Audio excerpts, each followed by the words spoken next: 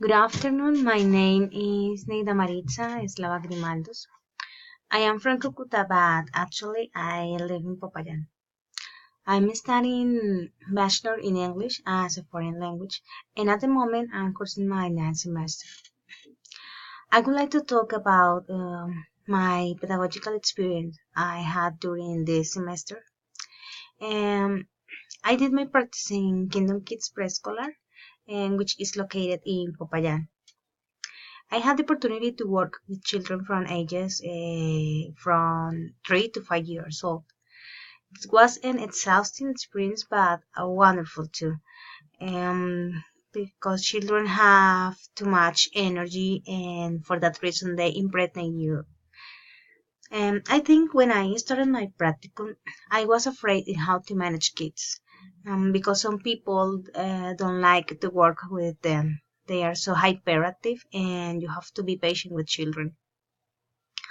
When time was passing, I could understand as a teacher, we need to be patient and calm to make they participate and behave well during the classes. I changed my mind about kids. I always loved them, but now it's more than that. I like to play and be like a child too, and making some games or activities they love to do, like running or making competitions. Mm, I found a way to teach with love. That is why this career is so important to me. And you have to do what you like with love and passion. And I love to work with passion with my kids. About my action plans, there are some aspects I need to improve to be completely successful in my classes. First of all, I sometimes overplan and can never fit everything I want to in a particular lesson. For that, I want to implement a plan defining exact hours for each activity that takes places in class. Second, I didn't speak in English all the time. For that reason, it is important to instill in the students the English language, and for them, it is necessary to live for the same teacher and speak in another language so that they feel the confidence also to speak it.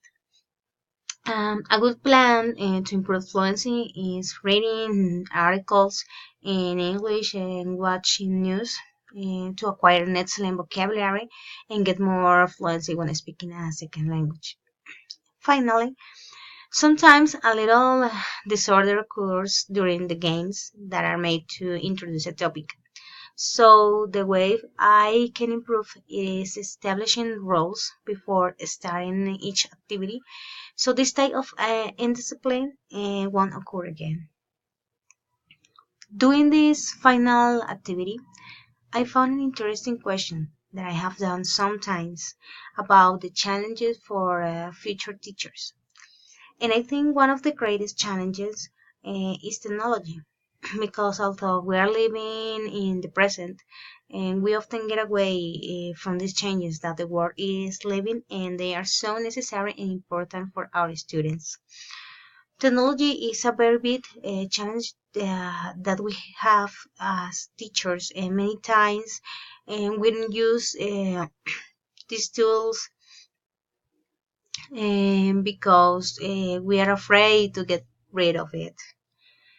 It is important to know that we will find a variety of activities and games that allow the learning a new language is much simpler and easier to understand, and not being all the time talking or writing on the board, something that for many is not striking.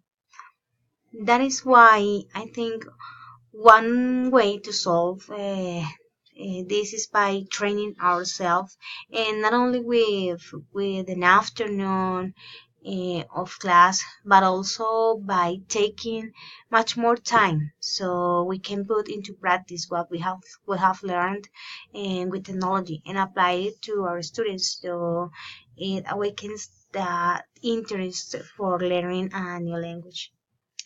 Well, that is all. Thank you very much for listening to me, and I hope you can enjoy this video. Bye bye.